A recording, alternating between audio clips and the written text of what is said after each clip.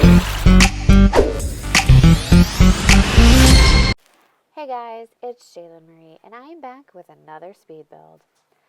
So, as many of you probably know, LilSimsie's issued another shell challenge, and I am kind of getting obsessed with shell challenges. I just think they're so fun. So, immediately when I saw the shell, I knew exactly what I wanted to do with it. I told myself after the last shell challenge that I participated in that I wasn't going to make another family home. I told myself that instead I was going to create some sort of community lot. But that all changed the minute that I saw this shell. So I turned it sideways so that those diagonal pieces that she built stick out toward the left side of the home. And I had a plan immediately already for the backyard and everything. So I immediately got started. I do mess around with these countertops for a while because if you've watched builds that have kitchens on diagonals or anything like that, it's so difficult to put kitchen counters on a diagonal. They just don't line up properly. So I ended up just having to very carefully sort of place everything into this kitchen. And once I get all of the green placed, I realize I don't like it and I start over. So I sort of reassessed the house, trying to decide exactly what it was I was going to do. Really didn't want to abandon my plan. I felt really strongly about leaving the kitchen where I thought. But I wanted to try to find a front door that really went with the vibe that I had pictured in my head when I first saw this shell. And I realized that might not be the wisest way of going about this. It really might have made more sense for me to just slow down and really think about what it was I was trying to do, but I went for it. So I placed these spa day countertops because I love them, and they really went with the rich tone of the front door that I had chosen, that beautiful red wood with the black, and I felt like it looked really modern and clean. And I know that these countertops and cabinets match, which was important to me. And I also know that there's a lot of other furniture within The Sims that goes and sort of matches the aesthetic of these particular build elements. So I went with these. These were my second choice, and I stick with them. Spoiler alert. I do spend a little bit of time placing some necessary items, definitely the trash can, because I tend to forget it all the time. It also takes me a bit to find a kitchen table or a dining table that I am happy with. I really wanted something that looked modern, and I have a tendency to go for really traditional or even sometimes country furniture when I'm building in The Sims, and I really wanted to make sure that I was going with something that was really modern. So it took me a little bit to find something that I felt like matched the essence of what I was going for, and then I find this rug that this one. I end up finding this rug in gray that matches the upholstery on those dining chairs, and I was just absolutely in love. With that placed, I knew that I needed a staircase, and I wanted to be really picky about where it went because I didn't want it to eliminate too much of the second floor, because the second floor of this house just isn't that large, and I didn't have that much space to play around with. I also really love these staircases, and I desperately wanted the staircase to fit in that corner. I loved the way it all lined up, but it didn't line up, unfortunately, with the second floor of the home. So I ended up just completely scrapping that idea and putting the staircase sort of in the middle. I end up really liking it though, and I'm really happy that I was sort of forced into that aesthetic, because the staircase then ends up having really great access to the back door, the kitchen, the dining space, and the living room space. And so I end up really liking the way that everything sort of flows together, but it was not the way that I had seen it originally in my head. I used a lot more of the spa day stuff, placing some more clutter on those bathroom shelves. I think that those bathroom shelves might be base game, and if they're not base game, then I'm assuming that they're Parenthood or something like that. I definitely use a spotting mirror because I really like it. I love that sort of like interior lighting on the mirror that you get with that. I just think it's really fab. And so here I just started placing, because I had already chosen the railings for the staircase. I wanted to make sure that the railings upstairs match the railings that I had put on the staircase as it descends into the first floor. So I just messed around with that for a little bit. And then I really just struggled.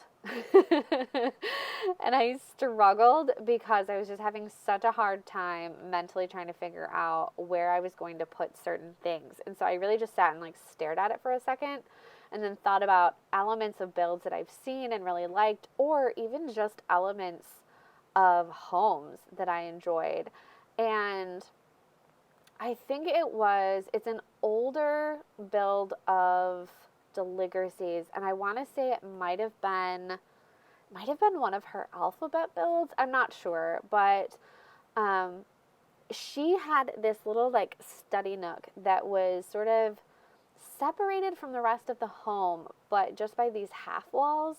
And I just loved that. And I thought that that cabinet, which is supposed to be like a kitchen cabinet placed on the floor, looked really cool and modern. And it did mean that I had to raise the decor items um, using the 9 key, but I still really liked the way that it looked. So I was okay and like willing to put that extra little bit of like work into it. I just love how this all sort of comes out. I like the idea of utilizing the tops of the half walls as like an actual kind of like little storage space, and having this cute little modern nook from which to work. I just think it's so cool, and it's definitely like a space that I would really love in my own house. So I had a really hard time too trying to analyze exactly where the bedrooms were going to go, and I think that's just because I wanted this to be a family home. Because a lot of times when I'm doing these shell challenges, I sort of just default to having this like really amazing like 1 bedroom home. And I really wanted this to be something that people could actually like download and use for family play. So I turned the first floor, I wanted the master bedroom and the master bath, the ensuite, to be on the first floor. And I wanted that because, at least like in the house that I spent the most time in growing up, my parents' room is on the first floor, and all of our kid bedrooms were upstairs. And I just really like the way that that's laid out. I think it makes a lot of sense. I think it gives the parents some privacy, and I also think it, just as like a safety feature. I know that given the way our house was set up, I would have had to get past my parents' bedroom to get out of the house, or for someone to like get upstairs.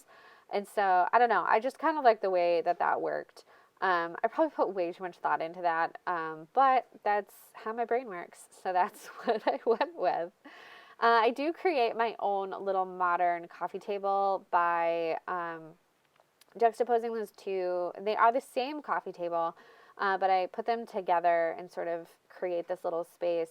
And I just liked it. I like the idea that like kids could sit in those little nooks that it created and just color, or, it opened up a lot of room for storage. I just thought it was really cute. I had a hard time choosing a bed.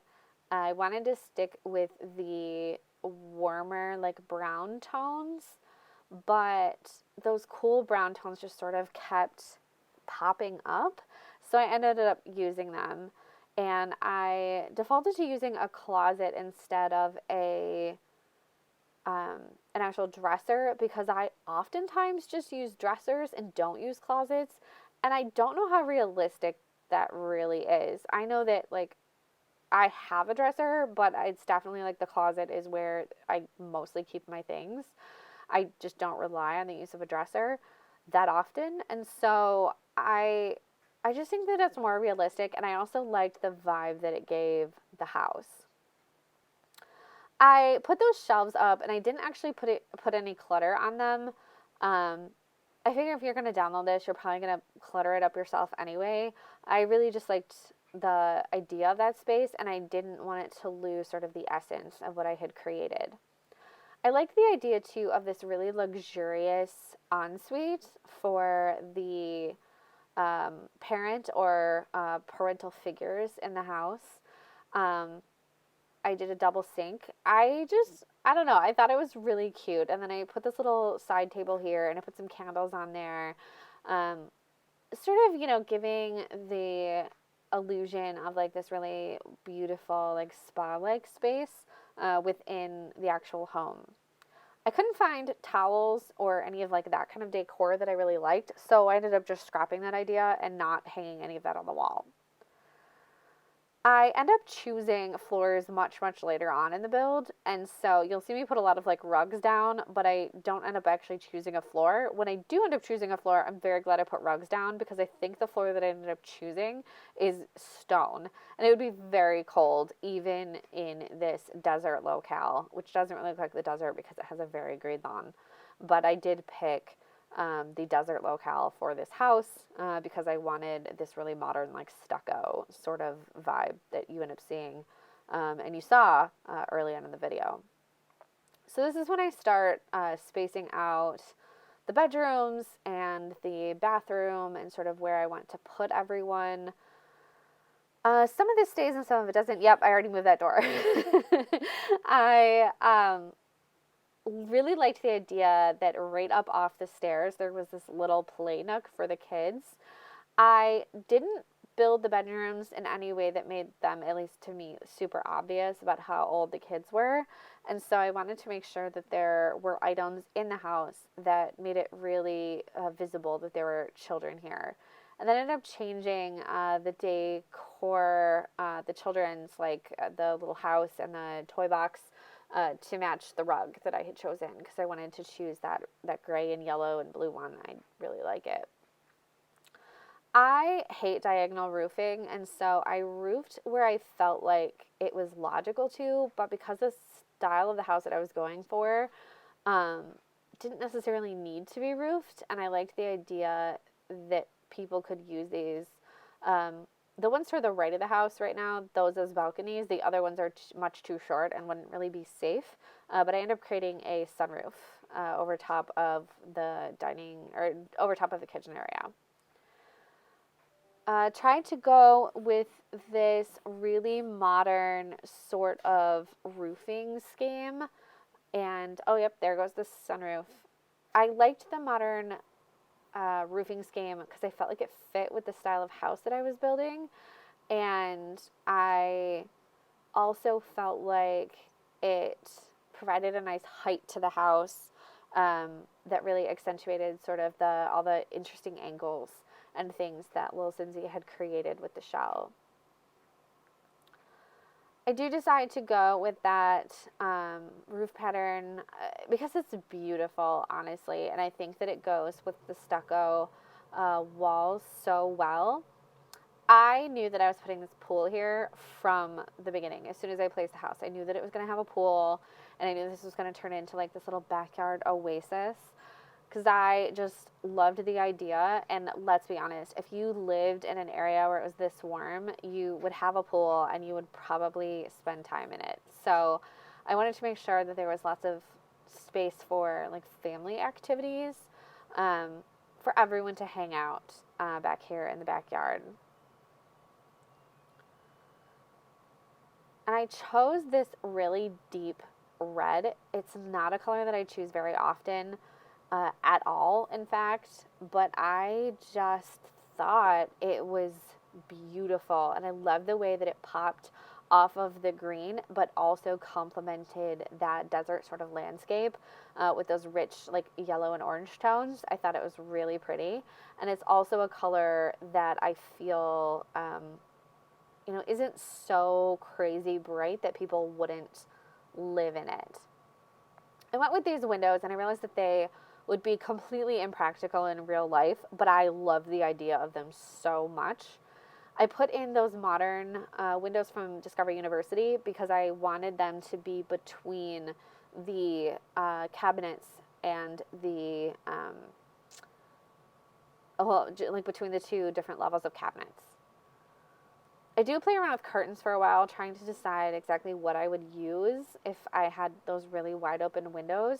And I did want there to be some semblance of privacy, for those rooms. And so the rooms that are really like community spaces, I place those gauzy ones that are held together in the middle. But in the spaces where people are going to be sleeping and things, I placed things a little bit more closed off. So it gave this illusion of privacy.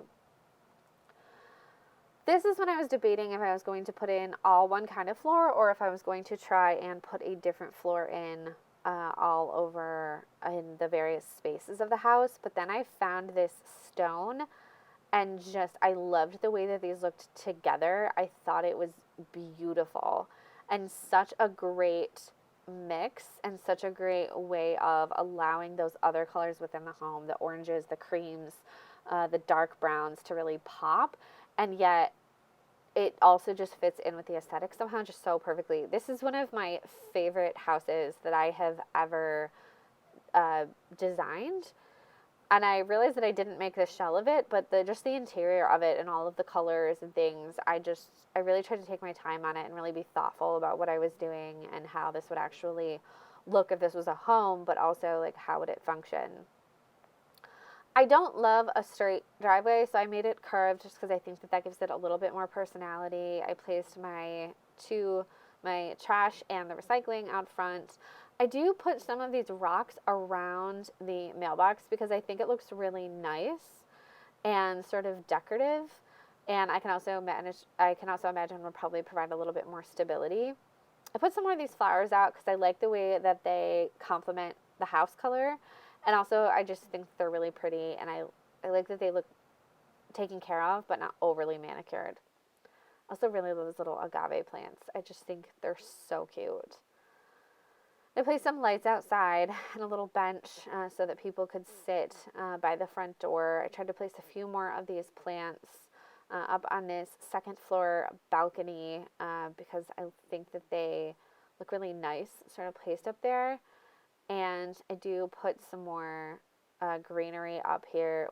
And what I really liked is that the green managed to look really nice and vivid without it all looking overly Christmassy. Because that's always my concern when I see red and green together, is that it's going to look like I'm designing a house for Santa Claus in the North Pole. And that's definitely not the vibe I'm going for. I placed these little, I guess they're not really shutters. They're like awnings over the windows, and I put those there because the sun would be so bright and because those windows aren't really protective in any way, and they also match the roof, and I liked that a lot. I fiddled with these bushes for so long because they just did not want to fit into that space. I also had a really hard time figuring out what was going to go in these rooms. I knew that two of these were bedrooms and one was a bath. But in that little nook that I carved out, I didn't want it to be exactly like the other nook. So I sort of turned it into this little reading area for the kids. And I used one of those poofs from Tiny Living to exist as a table that would hold books, since your Sims can now actually use those to read from. Another mirror with those interior lights because I think they look really modern and pretty. And I like the way that it made that bathroom feel a little larger. And this is a one bedroom. I didn't try to purposely gender these bedrooms in any way. I just really picked color schemes from the Tiny Living pack that I liked. And I have been using Tiny Living a lot, and I know I keep saying I'm going to stop, but in terms of the vibe of this house and sort of the style and the locale in which it's built, I felt like the Tiny Living stuff, especially these two particular color swatches, just made so much sense. So I ended up just using them. And I used ones that I knew I could get all of the different pieces of, that I could get a desk and a chair and, all the extras and the dresser, all in the same color scheme. So that's sort of really what led to my different color schemes. And I was trying not to rely on the white ones, because I do that a lot, because I love a clean white bedroom. I ended up using this little nook too as another little study space. I figured one of these spaces could be for the kids, next to this little reading area, and then the space downstairs would probably be maybe a parent's workspace or work from home space.